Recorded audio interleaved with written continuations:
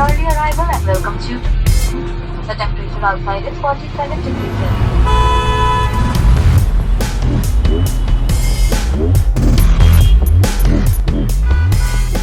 Bible గత 1500 సంవత్సరాలుగా ఎన్నో మార్పులు చేర్పులతో 66 పుస్తకాలు వచ్చాయి. ఈ 66 పుస్తకాలని 40 మంది రాశారు. వాళ్లలో యోధులున్నారు, బెస్తవాళ్లున్నారు, గొర్రెల కాపరులున్నారు, రైతులున్నారు, ప్రవక్తలు, వైద్యులు, రాజులు కూడా ఉన్నారు. కానీ మన ప్రధానమైన ఫోకస్ మాత్రం యేసుక్రీస్తు మానవాతీతమైన కథల గురించి. ప్రత్యేకంగా రోగాలను నయం చేయడం గురించి, ప్రజల పాపాలు కడగడం గురించి పుస్తకాల్లో ఉన్న కథలు తెలుసుకోవాలి. ఇక కొత్త నిబంధనల గురించి మాథ్యూస్, మార్కోస్, లూకాస్. బోరు కొడుతుందా? పర్వాలేదు సార్. బోరు కొట్టినా సరే నువ్వు బలవంతంగానైనా నేర్చుకోవాల్సిందే. Yes sir. క్లాస్ కంటిన్యూ చేసే ముందు లేచి నిలబడి కళ్ళు మూసుకొని దేవుణ్ణి ప్రార్థించుడే. దేవుడి మీద నాకు నమ్మకం లేదు సార్. నీకు విశ్వాసం ఉన్నా లేకపోయినా లేచి ప్రార్థించు.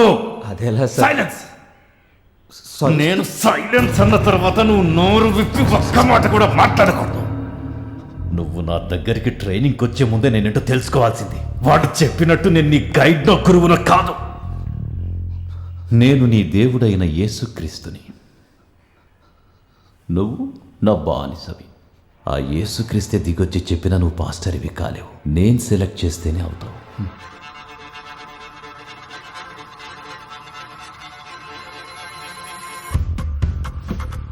జెర్మీ 29వ అధ్యాయం 11వ వాక్యం. ఆ యేసుక్రీస్తు అరిచాడు.